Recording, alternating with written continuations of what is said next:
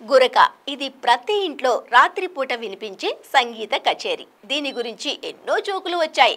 మొన్న మధ్య good night అనే మలయాళ డబ్బింగ్ సినిమా కూడా వచ్చి సరదాలు పంచింది. కానీ ఇప్పుడు ఒక చేదు నిజం బయటకు వచ్చింది. అదే గురక వల్ల క్యాన్సర్ వస్తుంది అని. అందులో ఉన్న నిజాలేంటో చూసేద్దామా?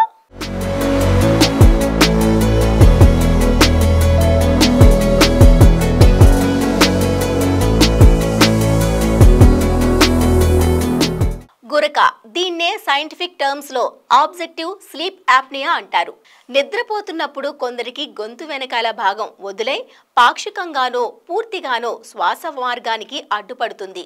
దీంతో ఊపిరాడిగా ఉన్నట్టుండి శ్వాస తీసుకుంటూ గట్టిగా గురక పెడతారు. అంటే నిద్రలో కాసేపు శ్వాస నిలిచిపోతుందన్న మాట. దీంతో తాత్కాలికంగా రక్తంలో ఆక్సిజన్ మోతాదులు తగ్గుతాయి. ఇదే పెద్ద ప్రమాదాన్ని తెచ్చిపెడుతుంది.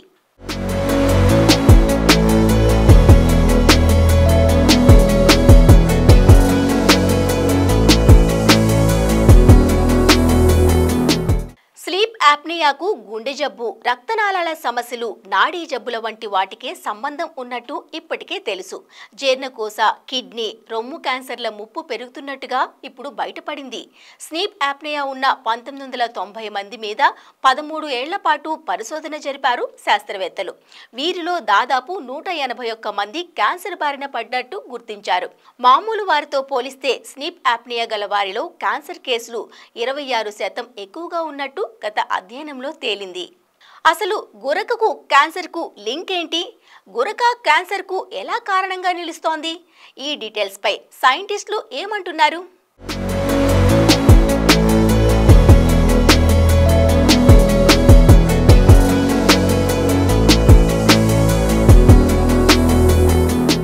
గురక వల్ల రక్తంలో ఆక్సిజన్ మోతాదులు తగ్గుతాయి. దీంతో డిఎన్ఏను దెబ్బతీసే కారకాలు పుట్టుకొస్తాయి.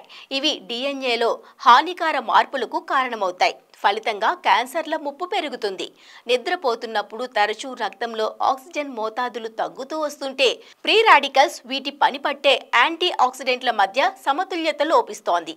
దీనివల్ల కణాల పైపొరలు, ప్రోటీన్లు, డిఎన్ఏ దెబ్బతింటుంది. ఇన్ఫ్లమేషన్ పెరుగుతుంది.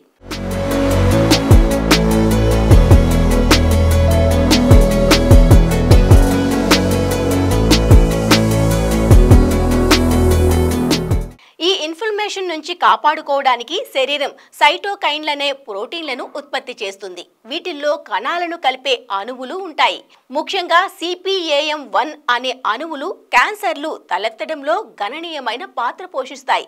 కణితి కణాలను రక్తనాళాల లోపలి పైపొర కణాలకు అంటుకునేలా, రక్తనాళాల గోడలను దాటుకొని వెళ్లేలా చేస్తాయి. ఇలా కణితి వృద్ధి చెందడానికి, ఇతర భాగాలకు క్యాన్సర్ విస్తరించడానికి కారణమవుతాయి. ప్రపంచవ్యాప్తంగా దాదాపు 100 కోట్ల మంది గురకతో బాధపడుతున్నారని అంచనా. అయినా దీన్ని పెద్దగా ఎవరూ పట్టించుకోవట్లేదు. ఇప్పటికైనా గురకను పట్టించుకొని ట్రీట్మెంట్ తీసుకుంటే ముందు క్యాన్సర్ ముప్పు తప్పుతుందని అంటున్నారు వైద్యులు.